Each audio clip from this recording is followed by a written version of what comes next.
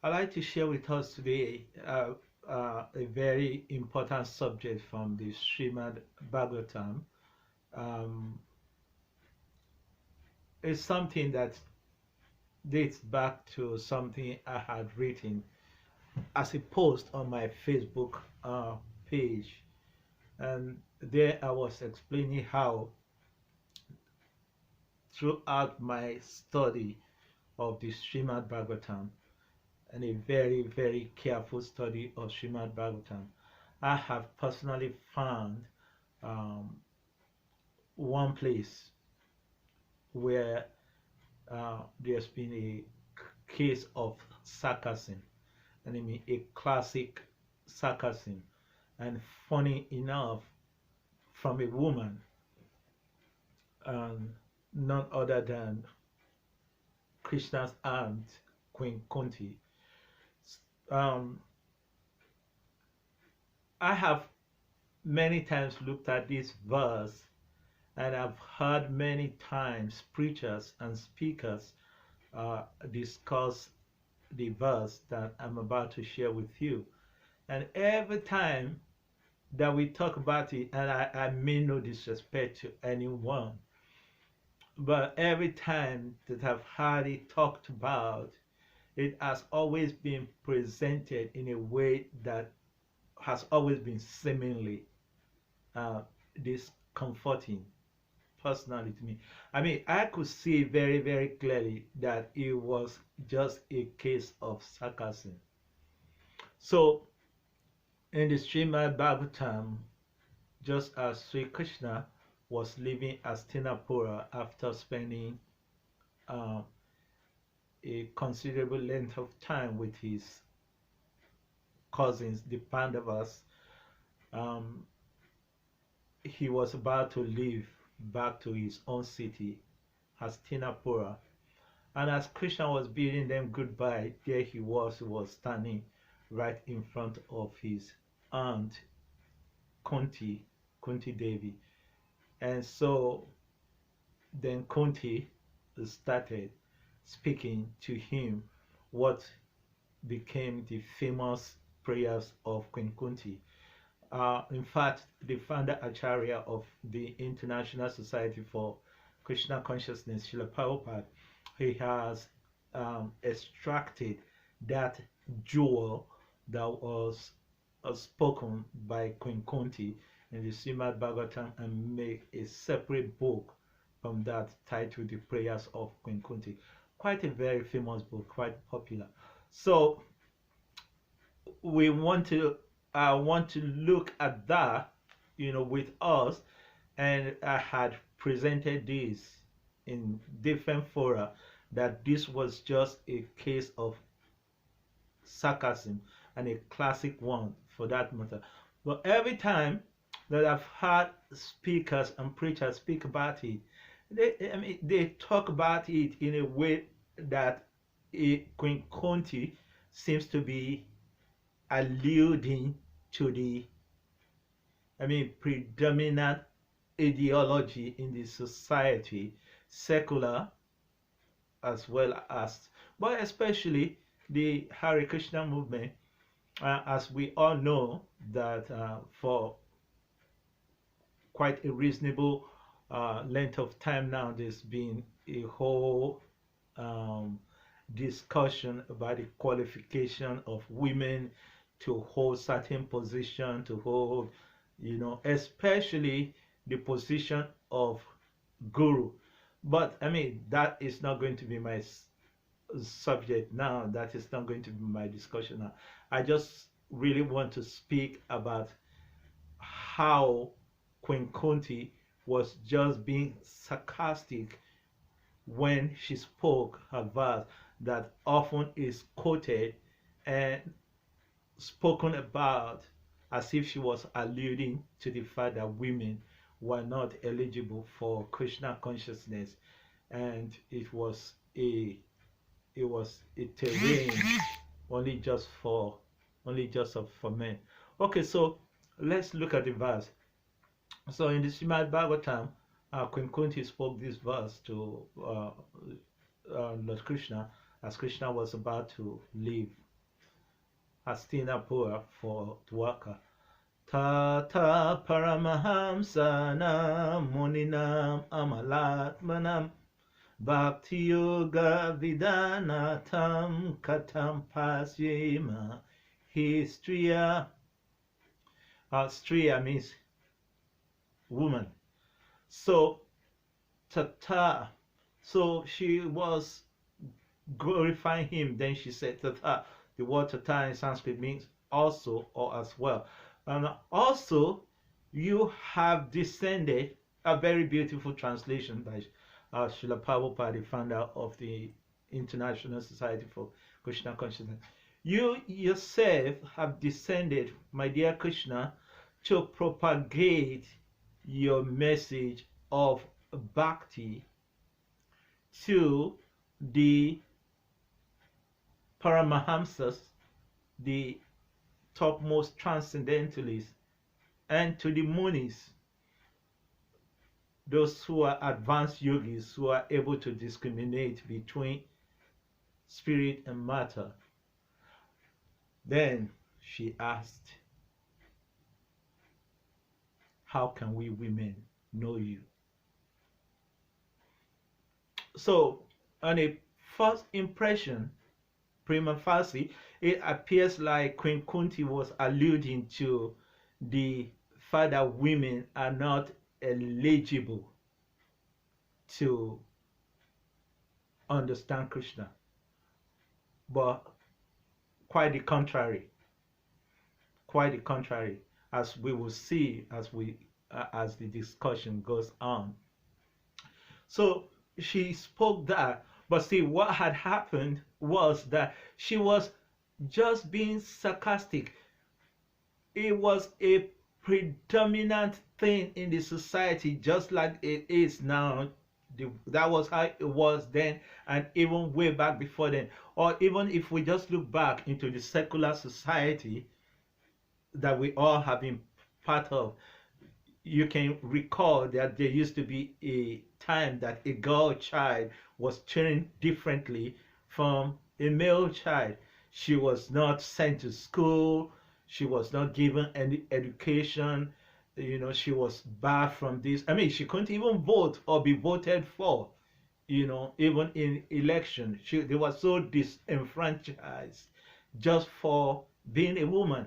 And so this has always been. So the same thing is carried to even the spiritual environment and the spiritual culture. So she was quite aware of that. And by the way, here she's quoting Krishna.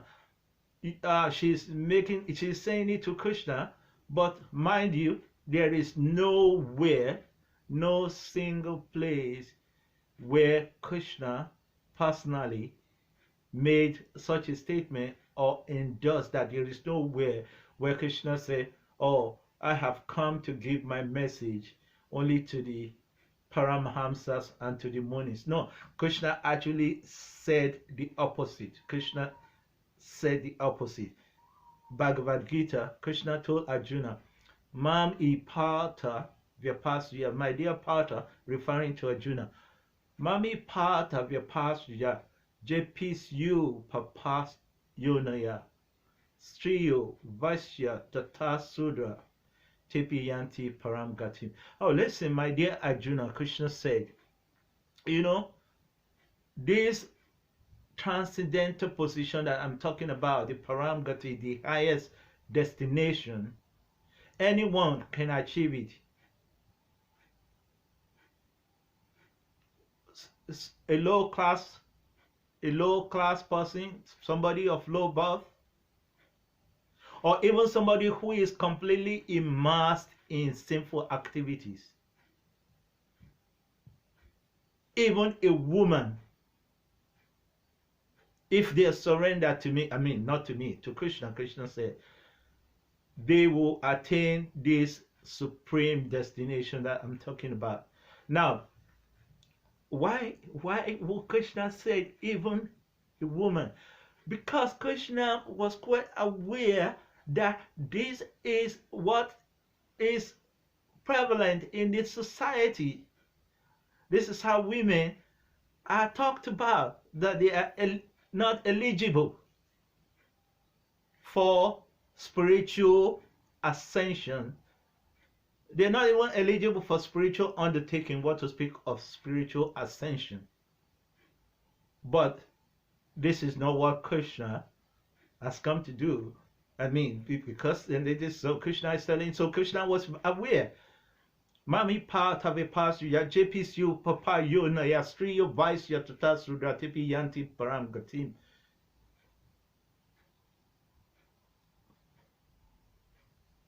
Every single person, everyone can attain that destination if they are surrendered to me, Krishna says.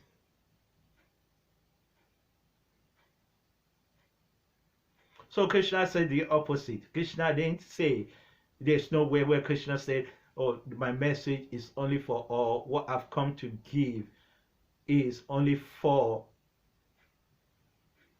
the Paramahamsas and the yogis. No, so Queen Kunti was just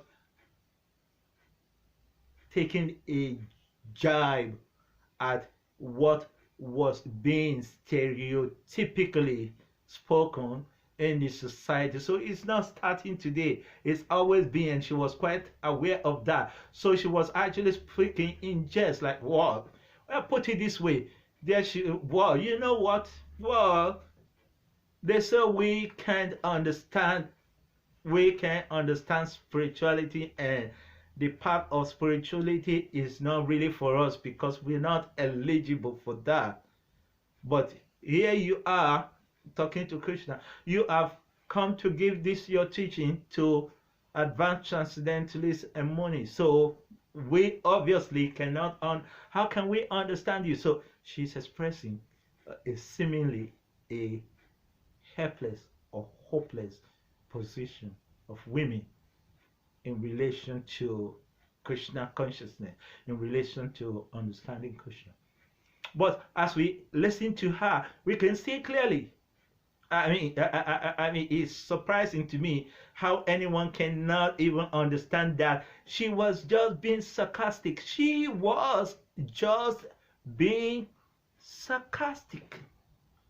Because then we see that then she proceeded then to now speak, and she started churning the ocean of Siddhanta, of Krishna Tattva.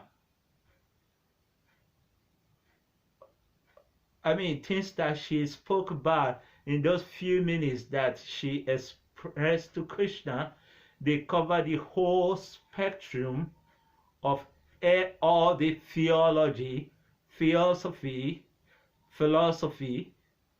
cosmology of Krishna consciousness. They cover literally the three fundamental principles of Krishna consciousness: Sambandha Tattva, Abhideya Tattva, Prayojana, Sambandha Gyan, Abhideya Gyan, and Prayojana. What is Sambandha? The knowledge, the understanding that one must have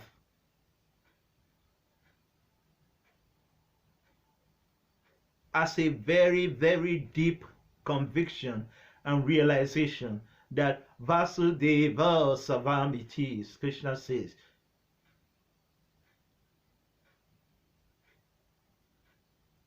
or as we see in the beginning of Srimad Bhagavatam, Jamadhyasya yata yayat itarata chateshu abhigyan swarat.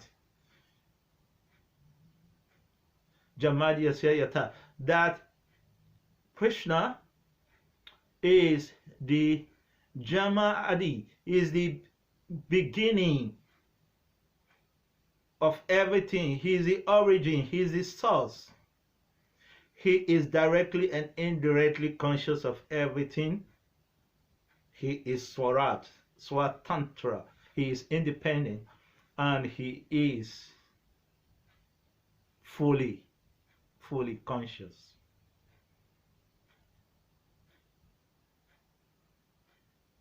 So, matter of fact, you can, if you really take a very, very close look at the prayers of Queen Kunti, you can actually put it in these three divisions. This was what she covered in that prayers actually. Sambandha, Abhideya, and Prayojana. What is the fundamental understanding that one should have in Krishna consciousness in relationship to Krishna and the creation and time, and then how to engage in the process of bhakti, sadhana bhakti and bhava bhakti, and the ultimate goal of that process, which is prem prayojana, the pure love of God. All this, she covered these three in those prayers. I'm not going to make this longer than it should be, or I necessarily want to, but I will advise us to go back and look at the prayers of Queen Kunti, and then we can clearly see how her prayers fit into these three divisions. You can clearly pinpoint verses where you could say this is Sambandha, this is Abhideya, and this is Prayojana. Similar to what Krishna said in Bhagavad Gita, actually, the Bija Akshara verse, or the verses,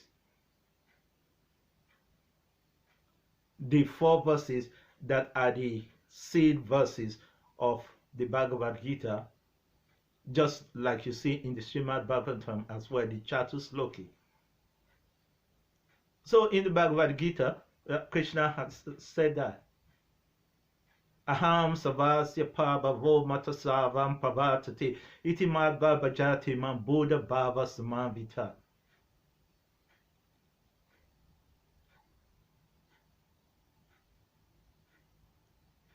One must first, those who know that I am Aham savasya prabhavo matasavam, I am the source of everything material and spiritual, they become Buddha, awakened, enlightened.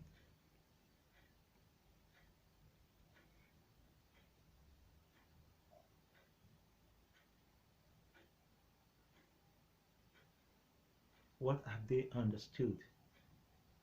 They have understood the interplay of my energies in their permutation and different transformation and configurations.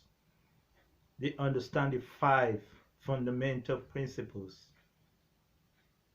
Ishvara, Jiva, Kala, Prakriti, Karma, which of course is what the Bhagavad Gita covers. So this is the first understanding that a practitioner of Krishna consciousness has to have, and really not just understand intellectually, not just theoretically, but to actually really have in a state of samadhi, understand and become fully cognizant of that. Then he can engage in bhakti. Aham sabhasya pabhavo matasavam pavatate iti madva bhajati buddha bhava samavita. So then they become enlightened this way, and then they start engaging in my devotional service. Krishna says, Bhagavad Gita chapter 10 verse 9. And then the next verse it says, now so this individual who, having understood this, then what do they do next? Knowing me as the source of everything. Bahunam janavamante janavamam prapadyante Vasudeva Savamiti. That after many, many lifetimes of search and search and search, they came to understand that I am Krishna, the basis of everything. So then they started engaging in my devotional service. And how Machita Margata Pranam Buddhayanta Param. They come together with people of the same mental acumen. They sit down together and they share amongst themselves confidentially knowledge about me, and they enlighten one another about me, my nature, my form, my pastimes, and consequently derive great pleasure from doing that.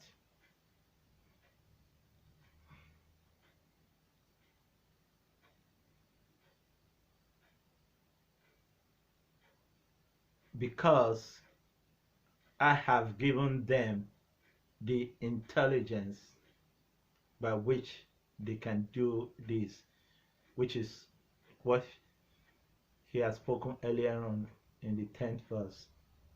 Now this person who is not a Buddha, what does he do? Tisham satatayuktanam bhajatam pritipurvakam. In loving devotion, pretty,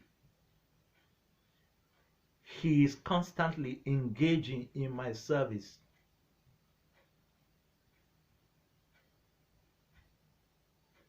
The Dami Bodhi Yoga Tam, then I give him the intelligence, the divine intelligence by which he can come to me. Tishamsatata Yuktanam Bhajatam Pritipurvakam, the Dami Bodhi Yoga Tam Jinamam Upayantiti. Oh, very interesting word. Very, very interesting. Upayanti. I bring him to my intimacy. He becomes part of me. Upa means limb. He becomes part of me, just like the hand is part of the body.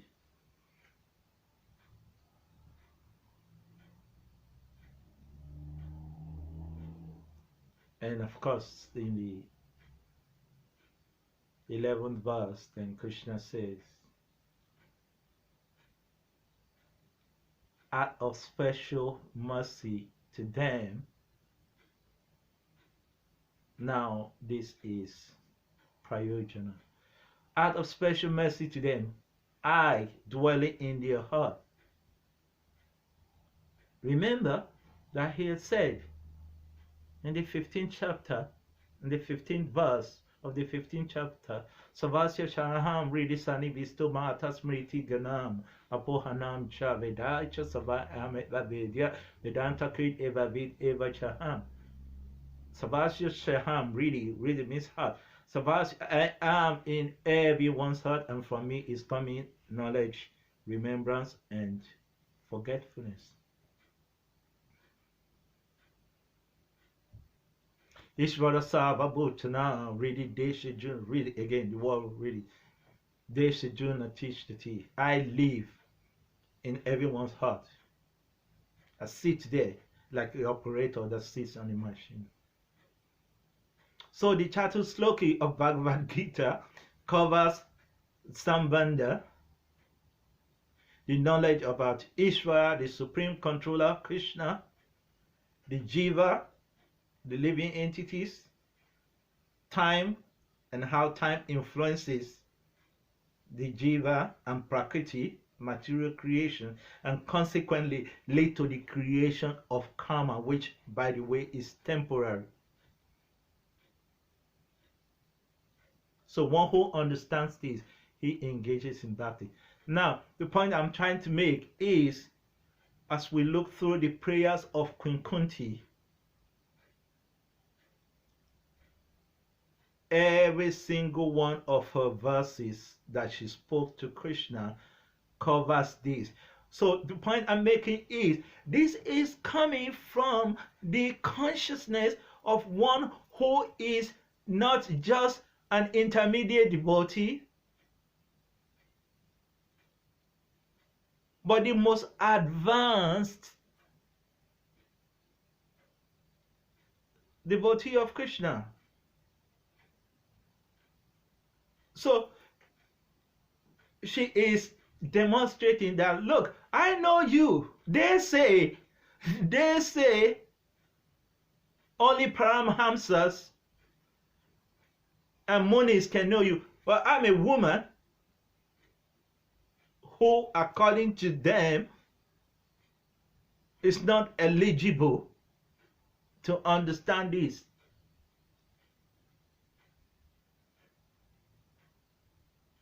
But she speaks. Matter of fact, Queen Kunti offered to the world an unprecedented prayers that you can search the whole creation within the realm of philosophy, theology, cosmology, theosophy. You won't find anyone that pray or has the audacity and the level of faith to say this type of prayers, because there we see how she was praying to Krishna. Oh, when we were having trouble, you were around us, you've been here all this time, and so now everything is settled, you want to leave? Okay, then I pray, let this problem come again and again. So she is asking, Vipada Santo Tatra, let it come again there more and more, so that we can always see you.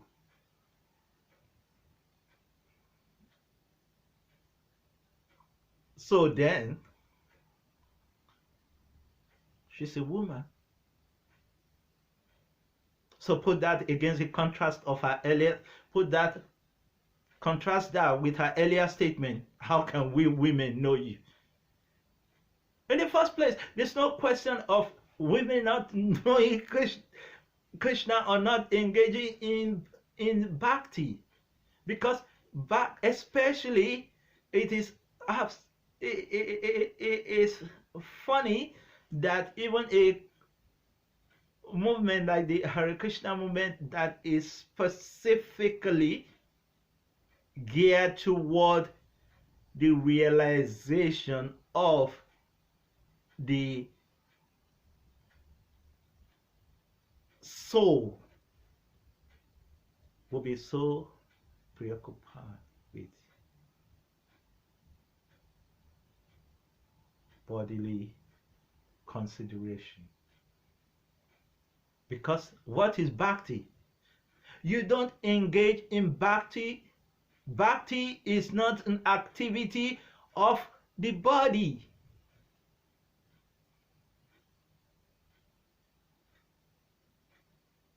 Bhakti is kriya atmakam, kriya activity, action,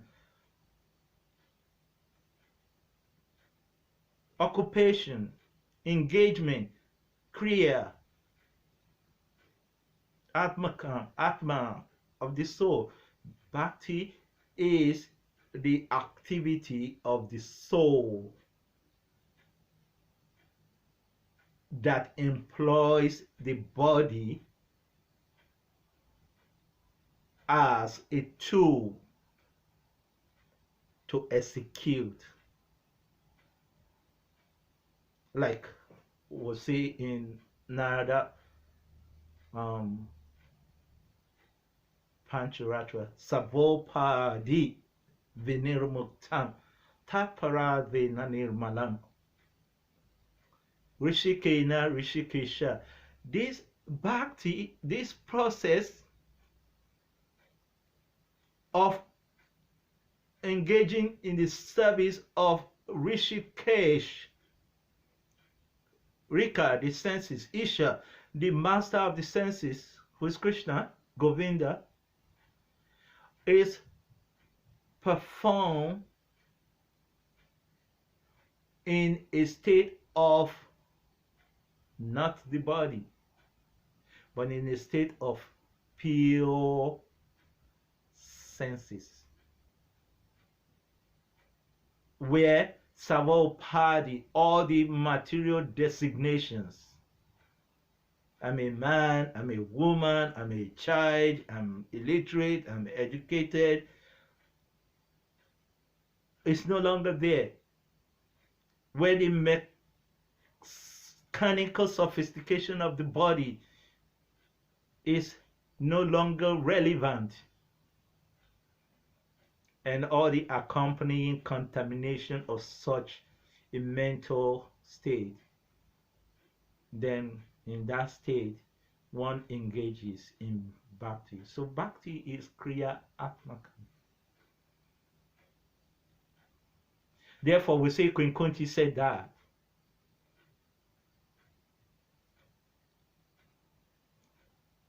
anyone, so she didn't say, oh, she didn't say women are not eligible, she didn't say men are not eligible. No, she made a generic statement. Anyone who is in a state, anyone who is still having the desire to make progress on the path of material life cannot understand you, Krishna. So she established that. So I don't intend to make this longer than it already seems to be, but looking very, very closely, it is very, very clear that everything that Queen Kunti spoke there are unprecedented. They are up there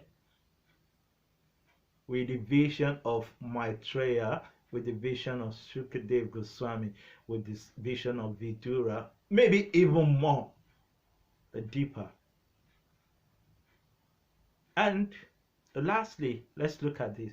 What is it that are the attributes of the most advanced devotee? It is the clear understanding of these three fundamentals: Sambandha, Abhideya, and Prayojana. And in those prayers, those are things that are set in a state of spiritual rapture. And we were able to be gifted by her a pigeonhole view into her consciousness. But then she said to Krishna earlier, oh, you have descended to give your message to only the Munis and the advanced transcendentalists, and how can we women know you? But as we look through what she said to Krishna after that,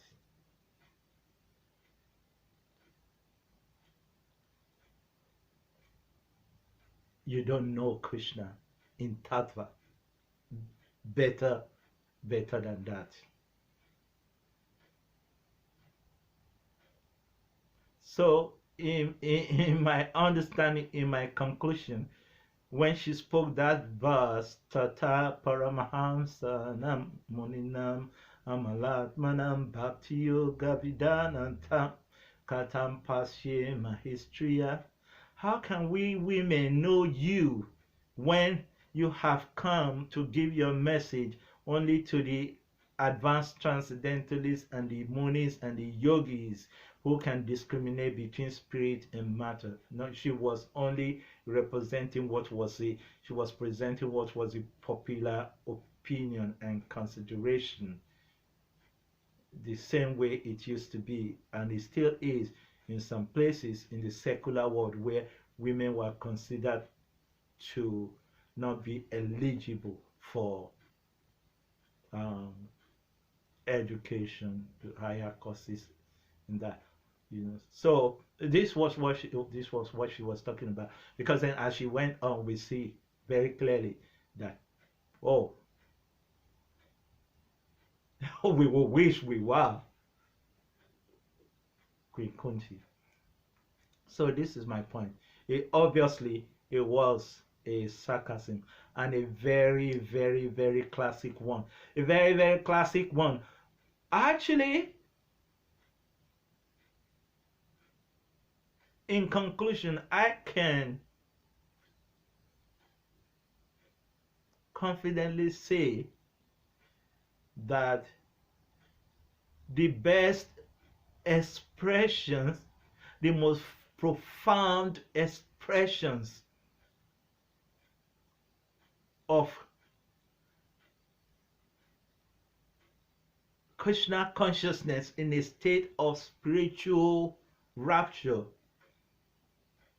Bhakti, was expressed by her in the entire Srimad Bhagavatam. So once again, that verse, Tata Paramahamsa Namoninam Amanat Manam Bhakti Yoga Vidana Tam Katam Pasyema History. Oh Krishna, you have descended to give your message to the advanced transcendentalists and the yogis who can discriminate between spirit and matter. How can we women know you? No. It wasn't an allusion by Queen Kunti to the consideration that women are not eligible for spiritual ascension. It was a sarcasm, and a very, very classic one. So who says that Hare Krishna women don't have sense of humor? They sure do. They do. Hare Krishna.